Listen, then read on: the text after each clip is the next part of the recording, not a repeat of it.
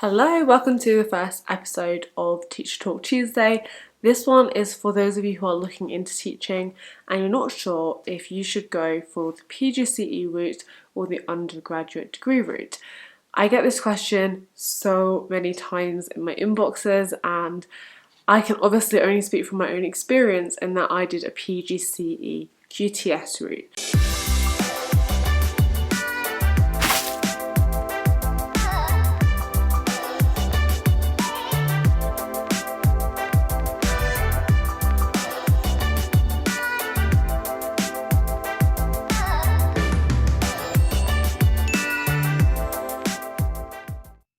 What first of all I'm going to say is that in the description bar down below I'm going to leave a link to a website, and it is amazing. It gives you all the different routes into teaching. It explains it in a really simple way, and it also allows you to look at different routes that are paid, and especially if you're living in Scotland or Wales or different parts of the UK, there are different routes available. I was actually just looking at it now before I started filming this video, and I'm really surprised at the number of routes there are now. And then I was thinking, actually, I'm not that surprised, because the shortage of teachers and the amount of teachers who leave the profession permanently is growing and growing year upon year for various reasons, which we'll not discuss in this video, but maybe we will discuss one day. In order to become a qualified teacher, you have to undertake something called ITT, which stands for Initial Teacher Training. And once you have undertaken the initial teacher training, and if you have passed successfully, you will then gain a qualification called QTS, which is Qualified Teacher Status. Generally, to do the ITT, you need a minimum of a 2-2 degree, and you also will need a DBS check.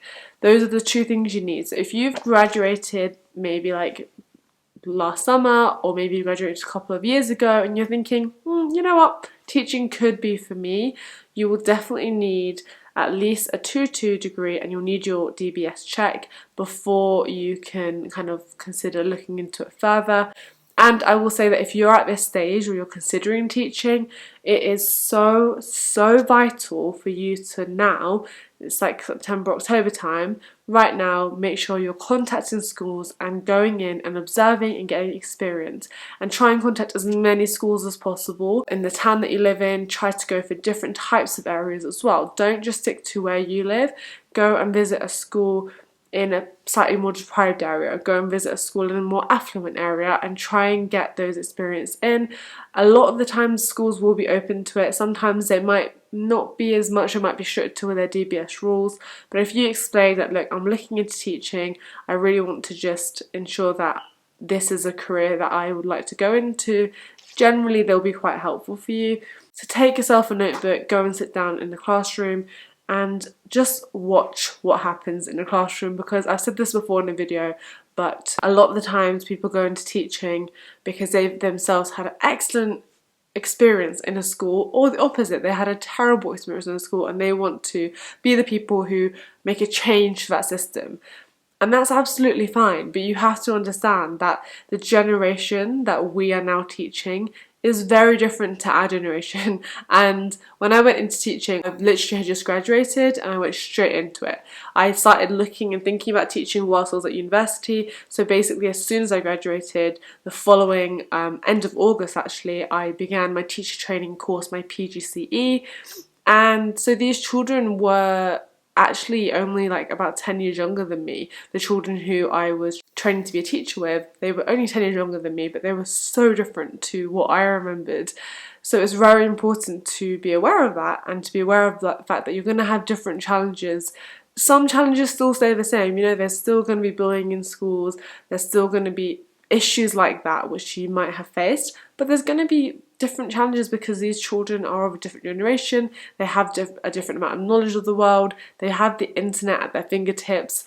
It's a whole new world basically, so definitely bear that in mind. Now, the reason why I chose the PGCE route over any other route, and there are different routes I looked into, like Teach First and these sort of things, but I'm going to talk about the PGCE, is because it is an internationally recognised qualification to teaching.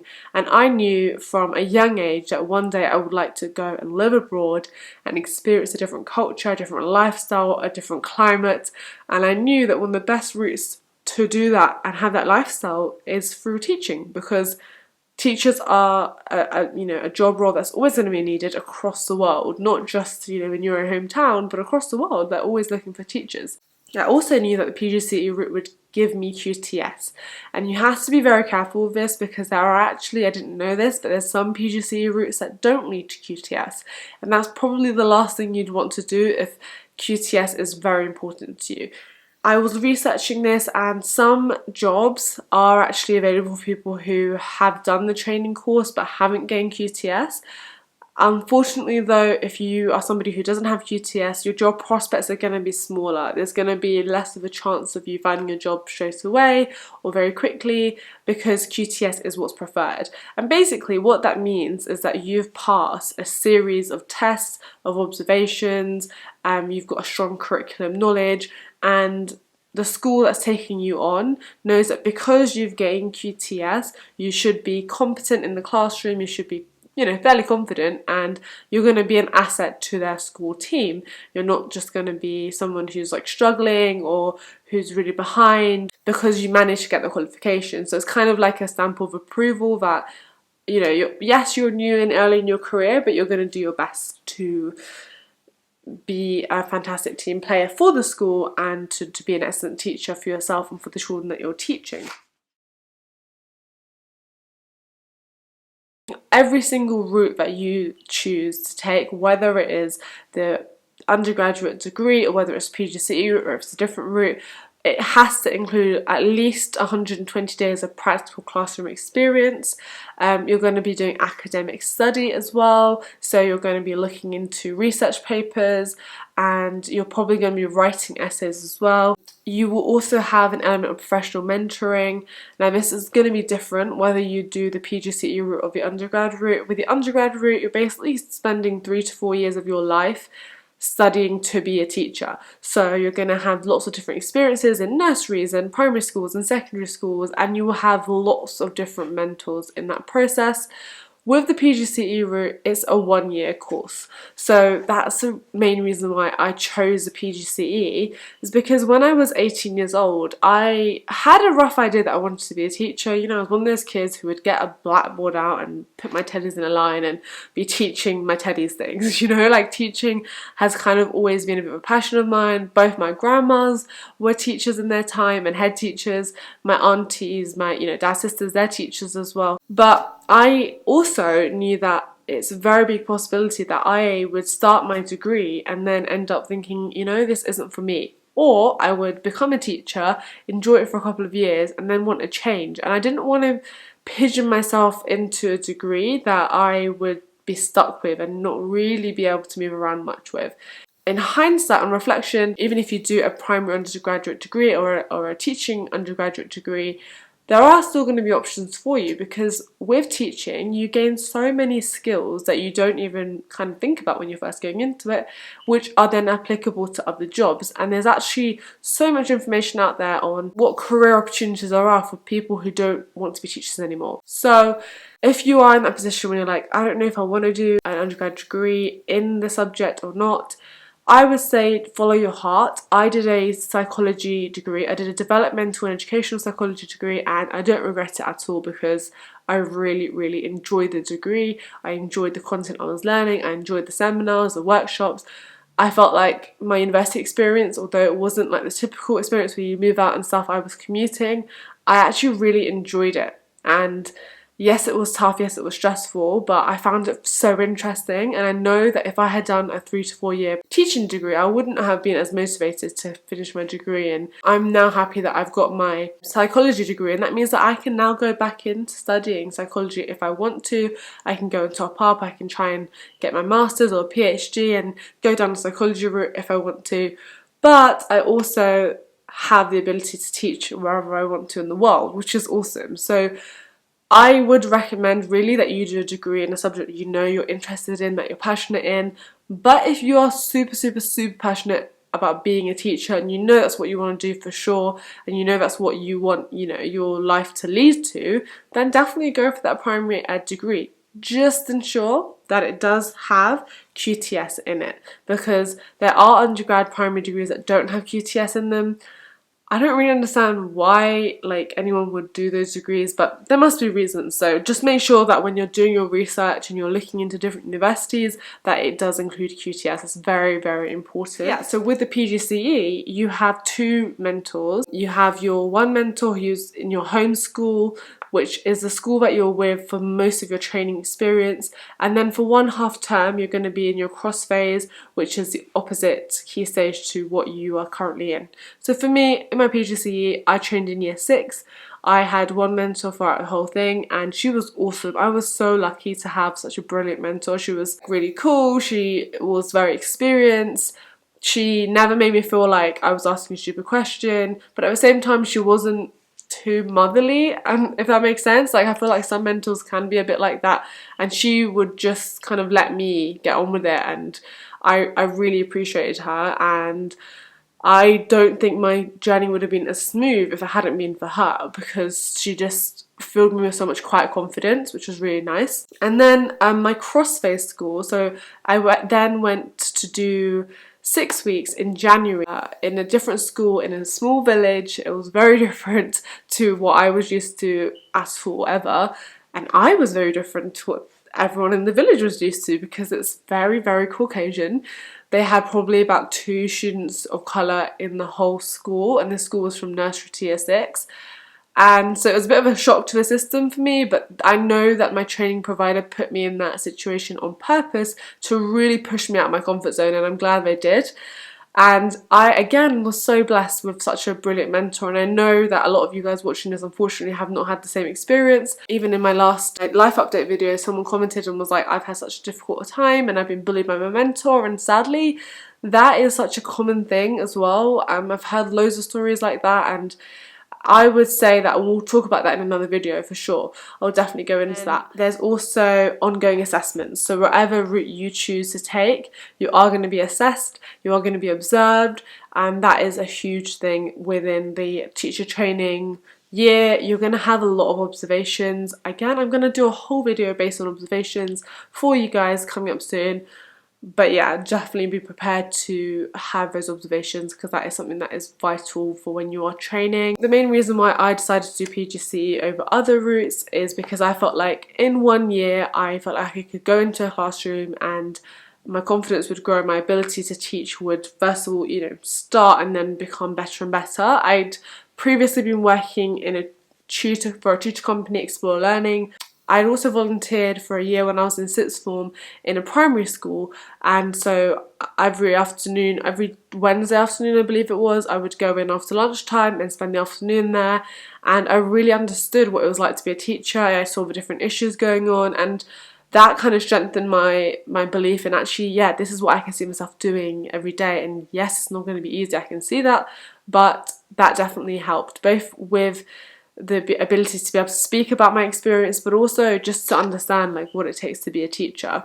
So my PGCE route basically allowed me to live close to home, because my training school was close to home, and it allowed me to have a community of other fellow training teachers. There's about 30 of us, and there was 2 to 3 staff members who ran that, and we would meet at least once a week, if not twice a week, but also to really familiarise myself in a classroom environment on almost like a day-to-day basis. So I saw these year 6s from September all the way up till July, and I saw all the different stages that are involved in being in year 6. And then because I had so much experience and so much knowledge in that, I was then able to secure a job in year 6 the following year as my NQT year, and then I was kept in year 6 after that.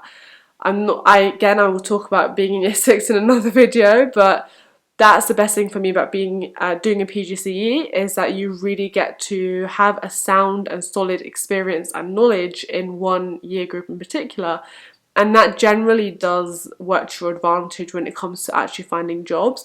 I think that with the undergrad route, like I said, you have to be completely dedicated and really passionate about teaching to do that, to spend 3 to 4 years of your life studying that.